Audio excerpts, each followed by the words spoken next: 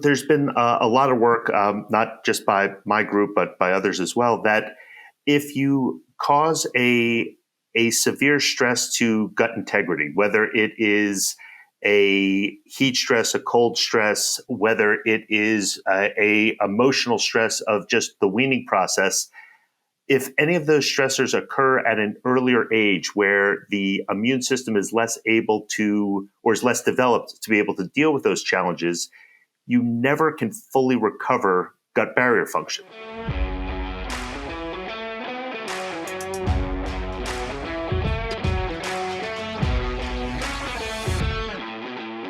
So welcome everybody to today's episode of the Swine at Canada podcast. I am Dan Columbus and I will be your host for today's episode. And with me today, I have Dr. Chad Stahl, who is the head of global sales and strategy at Vetagro. So welcome to the show, Chad. Thanks, Dan. Just because some people might not be aware of who you are and what you do and kind of your story, I'll just start by asking you to introduce yourself and letting us know about your journey so far. Sure.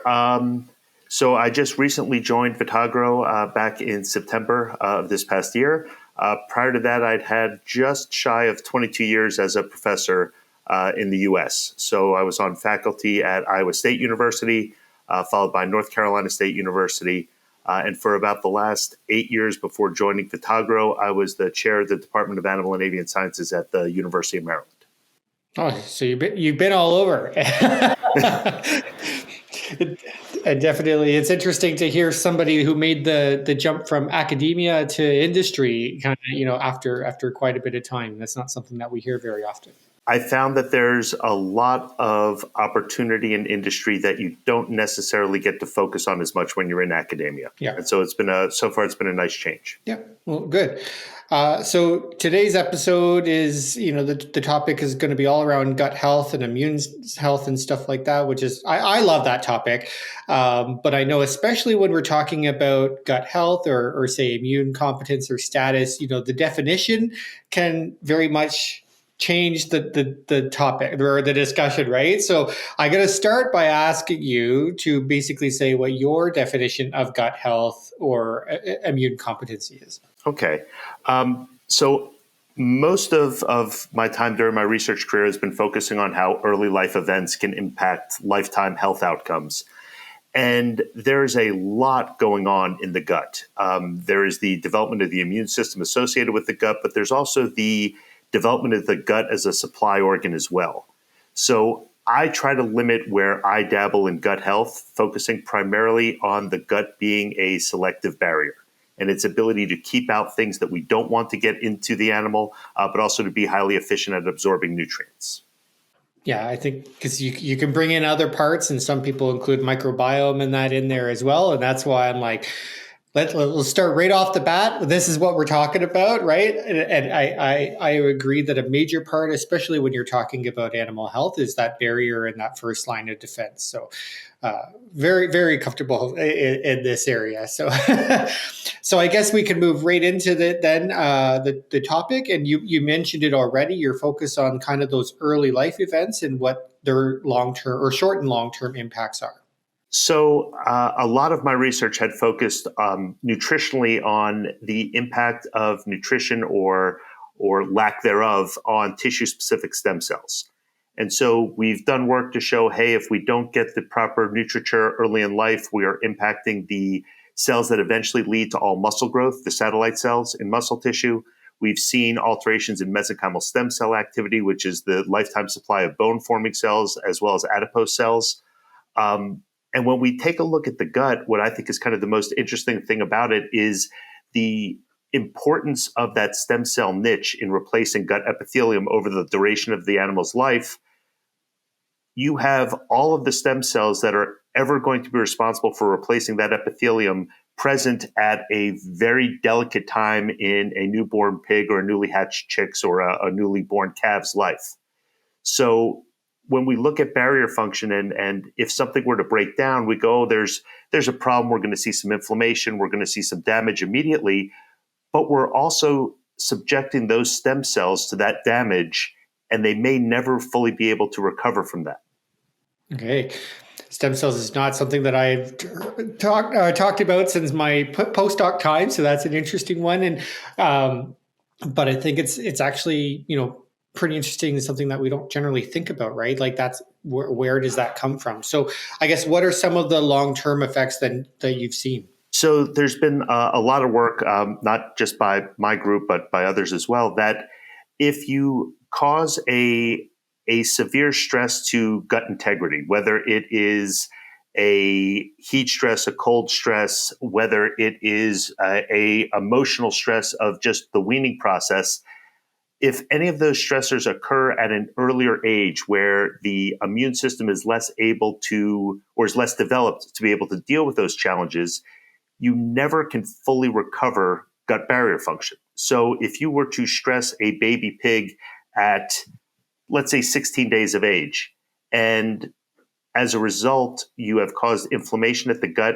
when it was 16 days of age, but then as that inflammation disappears, that animal's gut never truly behaves the same over the duration of its life. And to me, we miss a very important opportunity if we don't do everything we can to try to make sure that we're not damaging that gut right around that time of weaning. Yeah. So one of the things too, and we can get a little bit more into then what we do to fix that. But I want to bring in, the immune development and status in this as well, right? So because this is obviously two components that talk to each other and work to each other. So what are the potential negatives or effects on the immune status? So one of the things that through some collaborations I've had, particularly with Adam Mosier, we've shown that if you stress the gut at an early age and then you follow up with a challenge to the gut later on, that mast cells in the gut no longer respond the same way. And if the developing mast cells, or if the developing immune system in the gut is being altered due to damage early in life, and it's going to alter the way those cells respond to later life infections, I think that's a really interesting thing that we need to be examining more of. We had done a study where we looked at an E. coli challenge that was followed up to weaned pigs after an early wean stress challenge. And the number of mast cells didn't change so much, but the number of mast cells that would actually degranulate in response to that infection was changed by over 50%. And things like that, where you can have the cells are still there, but they're behaving differently, I think is an important thing for us to be able to understand why as we go forward. Yeah, I think it's definitely an important thing, and not just assume we have this discussion in the low birth weight category too, right? Where it's like they're not the same. Like we treat them as if they're just a smaller version. And so it's kind of the same type of thing, right? A pig that's undergone an insult is not the same as a pig that hasn't, right? And we need to recognize that and look into how they're different. I guess that kind of brings it into then, what types of insults should we be avoiding? And then maybe what are the potential things that we can do in order to maybe prevent or improve the outcomes for these pigs? I mean, it's always a very complicated situation because practically there are a lot of things going on that you have to balance risk reward when you're raising animals. Allowing for later wean ages, if your system is able to do it, has a tremendous benefit. Simply by not causing that weaning stress until the pigs are over, let's say, 24 days of age, that has a tremendous benefit on the amount of damage that occurs with weaning stress. But not every system has that luxury. Not every system can allow for later weaning ages. There's a lot of biosecurity things that I think, we always say, hey, biosecurity, the less challenges that you apply to the piglets, the better off everyone's going to be. There's a lot of things that we can try to do to make the diet more beneficial to newly weaned pigs. And I think the last kind of general area that I would say is important that I think we need to devote a little more time to is what we can do to help make sure that the sow is producing the best quality colostrum that she can. And I think all of that is a big juggling act and trying to balance costs and other things that are occurring in your system to really try to figure out how best to maximize the piglet's likelihood of having a successful, productive life. Yeah, multiple different levels to focus on. I think it would be interesting to dive a little bit deeper into each of those. Maybe we'll start with the sow, because that's obviously the first thing that the piglets are going to be exposed to, and especially with colostrum and milk. So what are maybe some of the areas that we should be looking at, or potential solutions that we might be overlooking? Okay. So one of the things that I think is kind of interesting, because I have focused a lot on the loss of gut barrier function in newly weaned pigs. But it's really interesting. You also see a loss of barrier function when pigs are heat stressed, cold stressed.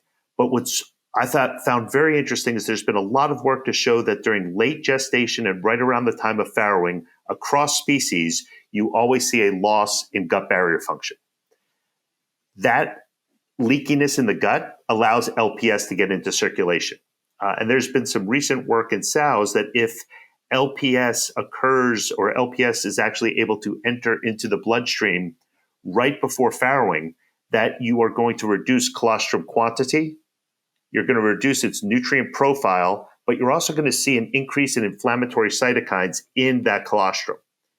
And if we're worried about the piglet being stressed and having inflammation of its gut because the gut itself was leaky, directly applying inflammatory cytokines to a 12-hour-old gut, I can't think of anything that would potentially be worse. Yeah. So with LPS, I'm assuming you're meaning like E. coli LPS from bacteria that are in the sow, kind of just not causing an issue, but they're there. That they're there. I think the other thing it's important to realize is that no matter what, even in the healthiest sow, inside her gut, you have a tremendous amount of LPS produced not just by E. coli, but other bacterial species as well. And it's always there. If her gut doesn't become leaky, it never causes a problem. But as soon as some of that LPS is able to cross over that gut barrier, once LPS gets into circulation, or once it's across that barrier and can cause local inflammation at the gut as well, that's when you start seeing the negative consequences. Yeah, very interesting. And don't think about it from the perspective of the inflammation in the sow a lot of times, right? But obviously, I think that's very clear that it would have a negative impact on the piglets as well. When we're talking about the piglets that may be pre-weaning, and I know that this is not maybe necessarily your area, but creep feed and specifically things to do with that come up all the time, right? How do we improve intake pre-weaning or get this into them to help with that? Do you see any potential for that, or any other maybe strategies? Yeah, I mean, I think there's a lot of potential for pre-weaning strategies. There's been a lot of good research done to show there are things that we can do that will improve gut health in those pigs. Practical application seems to be kind of the hardest part of that. And so I think that we have a lot of tools available to us. We just don't necessarily have a great way to implement some of those tools yet pre-weaning. So I think that producers that do have those tools are at a tremendous advantage. Yeah. No, I think obviously you need to get it into the pig. And if they're not eating the creep feed, right, you're kind of limited with it. So I guess that brings us very well to the post-weaned pig, which has no option but to eat. I guess it can say, I'm not going to eat, but that's not generally what happens.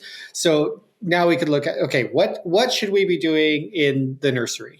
So, and I think if you just take that nursery period, there is a tremendous amount of different approaches that are all focusing around trying to keep the gut health functioning better. And by gut health, again, I'm focusing primarily just on barrier function.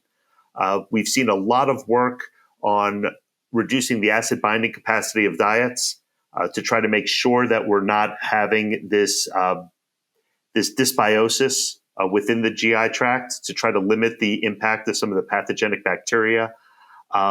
There's a lot of dietary supplements that have been proposed to improve barrier function or to help keep pathogenic bacteria under control.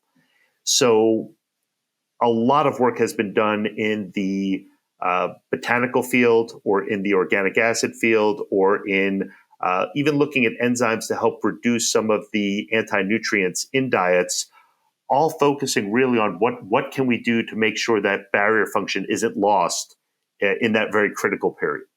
Mm-hmm. When you mention all the different additives, because there's a list a mile long of all the ones, right? Are there some that seem to have more potential or a definite application? So I've been most impressed with the data coming out with some of the botanicals that are the very specific chemicals from botanical extracts that has been researched in recent years. So there's a lot of interesting work there on direct action on intestinal epithelium. And if there's something that we can put in the diet that we know is directly improving barrier function, where it's not, hey, I've reduced E. coli by 2 logs, or I've reduced Salmonella by 2 logs, but by including something that you're actually making the barrier function better in the absence of bacteria, I think that has a tremendous amount of potential, because that should work regardless of the genetics that you have, regardless of the system that you're in.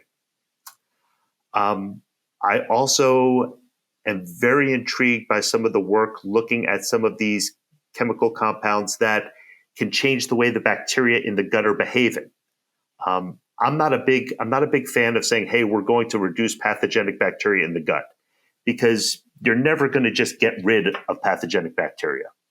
And if you're removing them and the niche is being filled in with another bacteria that we just don't fully understand yet, I'm not sure that's just the best approach. I don't think we can make informed decisions that way. But there has been recent work looking at how we can alter what pathogenic bacteria do in the gut.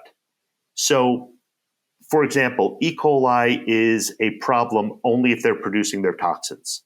If they don't produce toxins, they're fine. They don't damage the animal at all. And there's been some evidence that different chemicals that could be included in the feed can change how E. coli sense their environment and whether or not they actually produce that toxin and dump that toxin into the GI tract. So I think some of those compounds offer a really interesting way to try to deal with some of the bacterial side of the problems, separate from just saying, hey, we want to reduce E. coli populations, because there's nothing you can do to completely eliminate E. coli in the GI tract. No, they're always there. It's what they're doing. And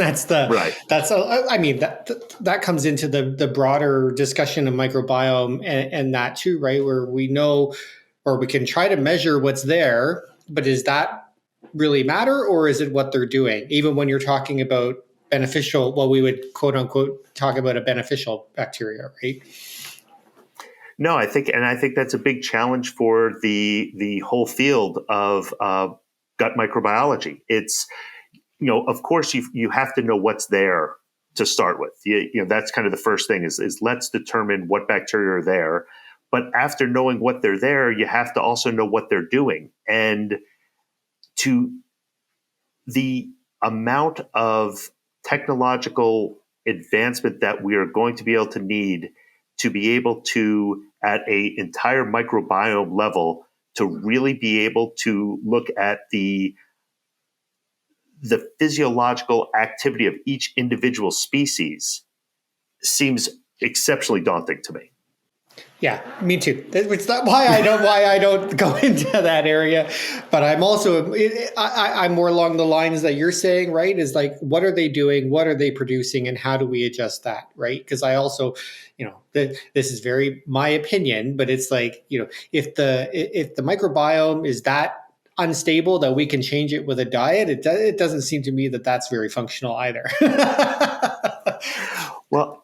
And I've been amazed, because a lot of work has been done looking at competitive exclusion products or altering prebiotics in the diet, and you need a lot of time to shift the microbiome with any of these interventions, and the plasticity of that microbiome, how rapidly it wants to return to what it was before when you remove those pressures, is amazing to me. I mean, it's very, very difficult to think that you're ever going to be able to truly change the microbiome of an animal, of an individual animal. Yeah.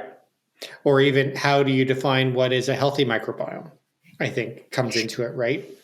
Absolutely. Can look drastically different, but still, you would look at that pig and think that they're healthy. So it's very, very interesting. That's why I like to focus on the gut and the barrier and that too. So is there a topic we haven't talked about yet that you would want to? I guess I will say separate from the early life aspect of gut health, the other thing that I think is important, especially like when we discuss what it might mean to help improve gut barrier function in the sow around the time of farrowing. I really think in a mature animal, the damage and the problems with productivity that we see due to loss of barrier function is almost a directly attributable trait to how much LPS was actually able to get into the system. And I guess I would love to see more people looking at when we do have a health challenge on a herd, trying to look for some markers of how much LPS exposure actually occurred, and to start looking a little bit about some of the genetic variation that we see of response to LPS. I think particularly in pigs, there is a tremendous difference in animal-to-animal variation in how they respond to LPS, and I don't think that we've done enough to truly understand that yet.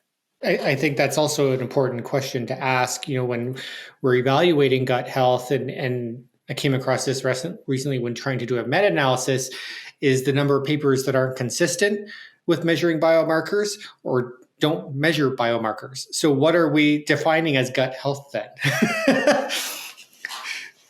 So maybe that could be part of the discussion too, right? What would be some key biomarkers then?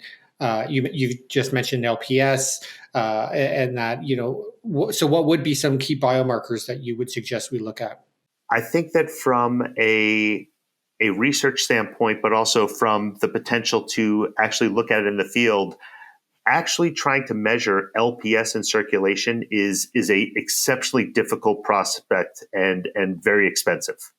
The likelihood of the sample getting contaminated just while you're trying to collect it is very high. I feel a little bit better about looking at LPS binding protein in circulation. I think that has some potential. I just think a lot more work is needed for us to understand some of the dynamics. So how rapidly that increases in response to LPS, but also how rapidly the animals can clear it. And then I go to looking at some markers of systemic inflammation. I think that can give us some good potential biomarkers. We haven't had enough. I don't think we have enough studies under enough different situations to really have a great to say, hey, if you look at these three and you're going to have a great idea of what's going on. We have a lot of work to do. Yeah. No, I wish we had a list that you could just measure and know exactly what's going on. It'd make my job a lot easier. I'm sure your job a lot easier too. But and then it all comes back to the very first thing we said, right? What do you define as gut health? Is it barrier? Is it the mucin, or something else, right? So, no, very interesting. So before we get to our final three questions, I'll just ask for if you have a take-home message for our listeners today. I guess the take-home message is to never underestimate the importance of a healthy start. I think that if you can't get animals off to a good start early in life, everything you try to do with nutrition, with management, with biosecurity, everything else that you do later in life doesn't matter if you didn't get them off to a good start. And it's really focusing on gut health as part of that good start is critically important. Yeah, great message. 100% agree. It's time for our famous three. Working with nature and not against it, piglets fed AX3 see significant and improved feed efficiency. Producers know the reality of needing to reduce antibiotic and zinc use. AX3 Digest is a highly digestible novel protein that promotes improved in-barn performance, piglet health, and minimizes the need for zinc in the diet. For more information, visit www.protecta.com. That's www.protecta.com. Before I let you go, we have our 3 questions. So our first question is your favorite swine-related resource or agriculture-related resource. I can open it up a little bit. Okay. I'm going to go outside the box, and I think that the times where we're able to interact with our colleagues in unstructured environments has been some of the most productive resources for learning things that I've found. I think that getting scientists together in person and being able to have discussions leads to a tremendous exchange of information that we don't get by looking at individual journals or looking at individual websites. And I hope that we keep finding ways for the industry and academics to interact in ways that help promote that activity. Yep. See, there's a point of conferences, not just Zoom, Absolutely. not just on Zoom, but it's great to be back. Yeah, I would agree with that.